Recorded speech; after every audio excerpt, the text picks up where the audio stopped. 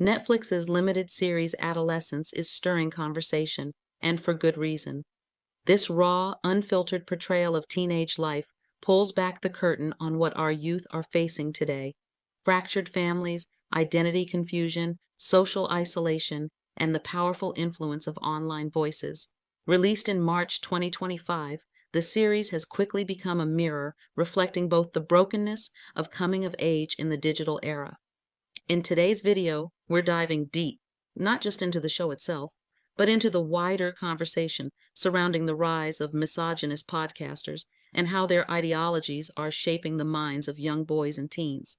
If you're a parent, teacher, mentor, or just someone who cares about the next generation, this one's for you. So grab a cup of tea, get comfortable, and let's explore the deeper truths behind adolescence and why we all need to pay closer attention to who's really raising our children. You don't think you're pretty. I'm not the interesting person in this room. You don't think you're pretty. You do think I'm ugly. I haven't passed judgment on either of those things. If you think about it, for very good reason. Oh, for very good reason. I want to understand you. To understand my understanding of my understanding of my understanding. Yes.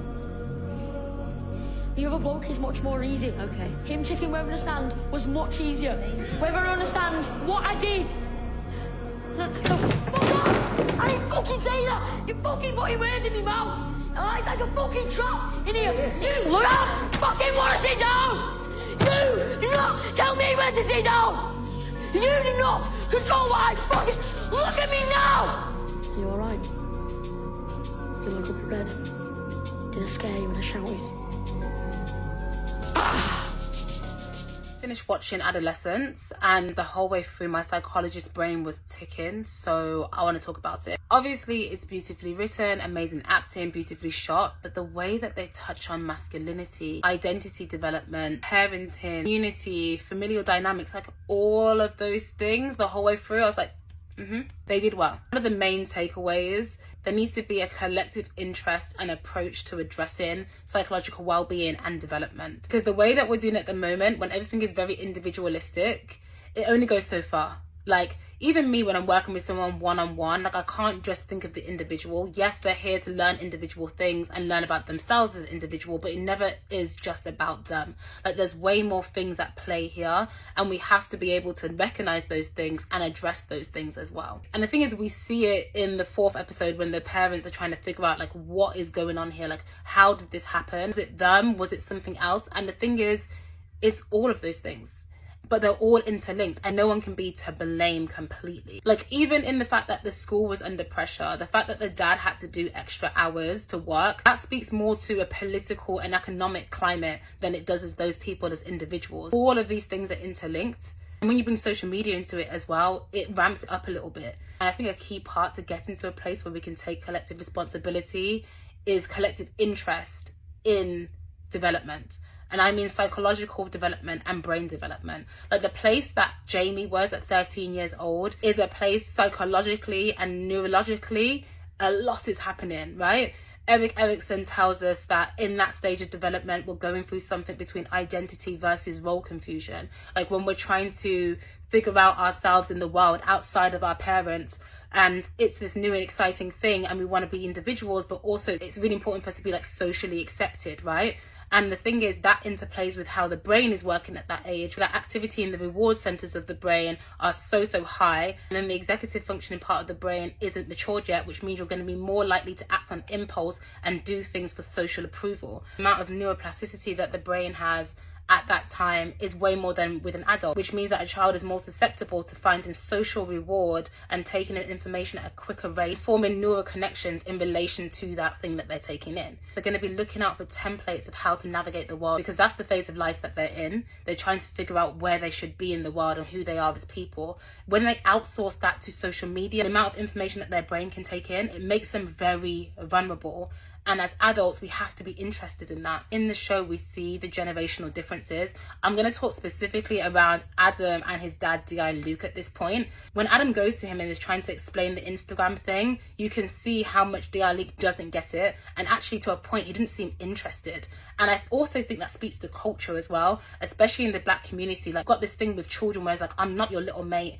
we're not friends, almost dismiss their experiences and put it down to unserious. Yes, there needs to be a level of boundaries between an adult and a child, but you have to show interest in what is happening with them. See, I think because of my job, I was very interested in episode 3 when he was talking to the psychologist, because you could see live like his emotional processing, shame and guilt and insecurity to anger and trying to gain control. That needs to be paid attention to as well, because I think it speaks to how emotional distress can manifest within boys and men because of societal expectations of them. Because what I've seen in my professional life when I'm working with boys, I'm seeing high levels of anger and destruction, actually an underlying depression there and trauma, which tend to come along with shame and poor sense of self. But you never get to address those things because what we see on the surface is anger and aggression. That's something else for people to clock. Like, the thing that you're seeing on the surface is never really what's happening. It speaks to something actually emotionally that's happening internally. In that conversation when they're talking about relationship with his dad and what he saw with his grandfather, it was interesting because we can see how quickly children absorb patterns of behavior. It doesn't even need to be the extreme of behavior either. It's just the template of how to navigate things, and they soak it up before you even know it. And those are all of the things that we need to be aware of. Yeah, I think it was really well done. Like I said, I feel like the conversation after this is collective interest and address development, human development, adolescence, childhood. Like, I think we need to invest in these things, be very conscious of it, and do something about the things that are happening. Some time ago, I shared this tweet that said, I think we should also talk about how the Black church is basically a normalized version of the Alpha Male podcast. I want you to check out these 2 videos and pay attention to the similarities. This one from a Dude Bro Alpha Male podcast. She says, I got a good job. I make very, very good money. And she says, the only thing I need now is a man. It's like, yo, it's like, who wants you? Who wants you? You're right. Like, once you have achieved these things, you have unfortunately disqualified yourself. Ooh. And this one from one of the most influential pastors in the Black church, Bishop T.D. Jakes.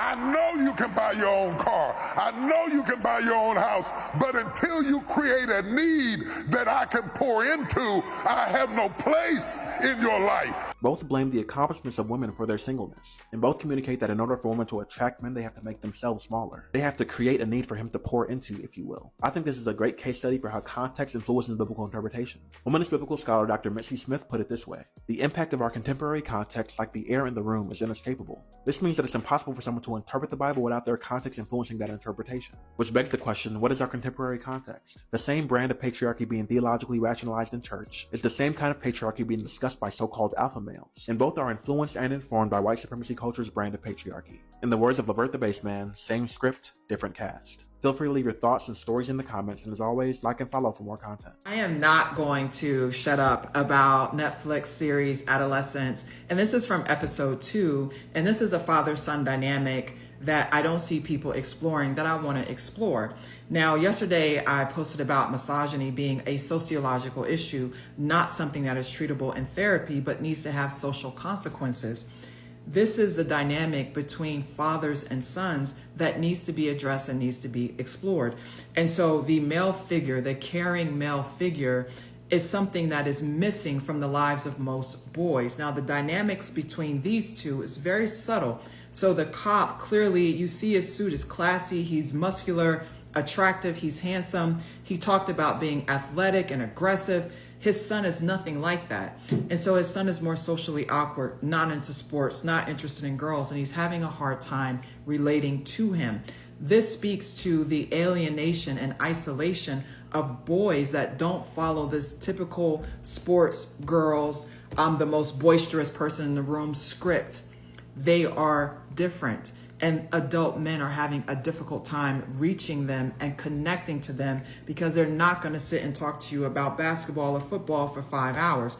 How do we help fathers understand how to relate to their sons who are different than them? Parents, fathers need to understand that you brought this child into the world. He does not belong to you, and he has no obligation to be just like you, to be the man that you are. In fact, the expectation should be that he's a better person, not a better man. Let's talk about that and dig a bit deeper. She was a bullying bitch, right? That's the thing. You see, that night, I didn't touch her.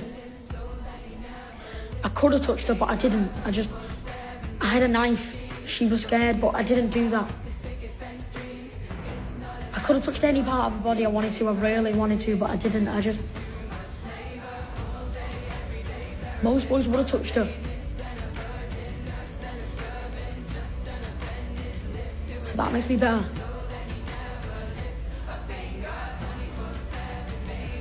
What do you think?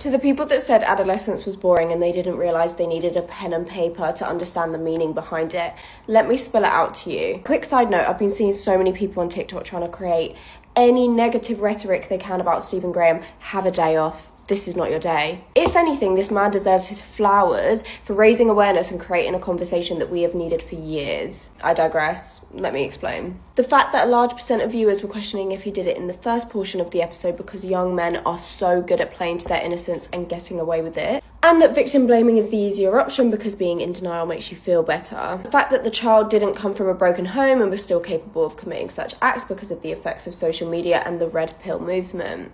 Or the fact that his mother being the only one who knew about his intolerances, his fear of needles, meanwhile his father was partially absent in his life, still being chosen as his designated adult, and the only thing he could say good about his mother is that she makes a good roast, really spoke volumes. The fact of Jamie admitting that he preyed on Katie when she was weak, because that's when a woman is most attainable, and when she rejected him, he ended up killing her. Or the fact that Jamie was bullied by boys and girls, yet he only decided to kill the girl. Matter of fact, the girl actually didn't bully him. She simply stood up to his misogyny and rejected him. Or there was the fact of Jamie seeing innocence in himself because he didn't SA Katie but other guys would have. Or his entire defense being, I didn't do anything wrong, instead of I didn't do it. He didn't see any wrongdoing in what he did. Oh, and this one really got me. How the male worker selling paint to the dad found common ground with Jamie in the hatred towards women and victim blaming Katie. And the fact that there is actually groups of men out there that think like this is terrifying to me. Some more messages that I noticed. Alex, I believe his name was, the main police officer, he was questioning why the black schoolgirl was being so aggressive when her best friend had just died. Her best friend had just died. How else are you supposed to react? But it is unfortunately a stereotype that a lot of black women, black girls go through. The female teacher forgetting the female police officer's name and not addressing her correctly to the classroom. The fact of Jamie going insane and his obsession at the therapist trying to gain any validation from her he possibly could.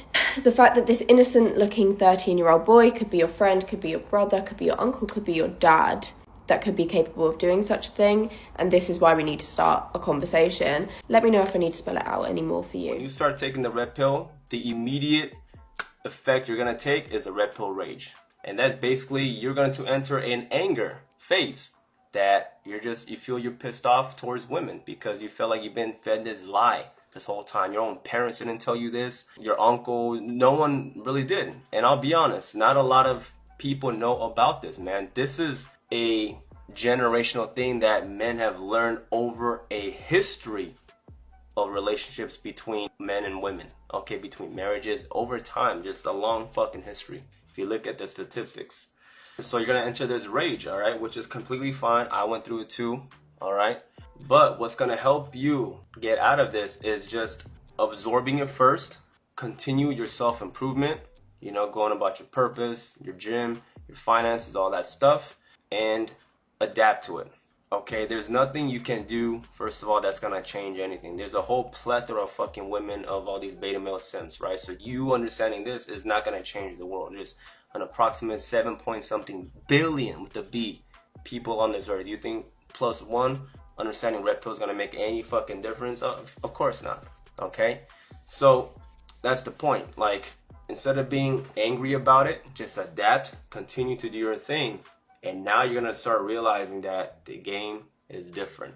And you're going to be talking to them different. You're not going to be over pursuing them like that anymore. Because you know what they're about. My personal belief that homophobia and transphobia are the worker bees for the queen bee, which is patriarchal misogyny. I believe that both of these things are major contributors in the violence towards women and girls. The rejection of the feminine in the ethos of toxic masculinity results in one thing and one thing only, and that is a stifled rage. And by the feminine, I mean sensitivity, paternity, communication, intimacy, and emotion. The perpetual and continued adherence to the gender and sexuality binary is a direct contributor to our greater society's deep unrest. I believe that puritanical and prudish values are huge contributors to men's violence against women and girls. Making the human body and human sexuality something so taboo, so unspoken of, that it's skimmed over in the education system and barely brought up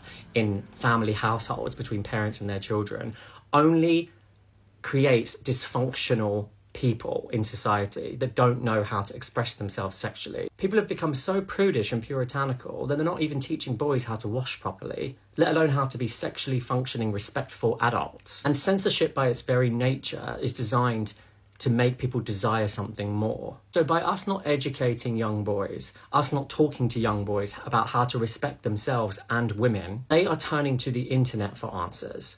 They are turning to pornography. They are turning to male figures who have the loudest voices. Homophobia and transphobia, whether you are a girl or a boy, are vehicles of shame. Boys are so worried about expressing themselves in fear of appearing gay, which only causes them to resent themselves and others, particularly those who get to express their femininity, like women. And transphobia confines women into a particular image that has been constructed by the patriarchy. And both boys, girls, men and women in this society help hold up those structural values and keep these vehicles of shame moving. It's why so many people in the queer community can see it with fresh eyes, because we have been ousted. We have been outcast from that inner circle. But when you are stuck inside that inner circle, it's very hard to see the workings of it, how the cogs move in the machine. If we keep expecting children to stick in their blue and pink binaries, and we do not allow them to flip in between, explore, be creative, and try and find themselves,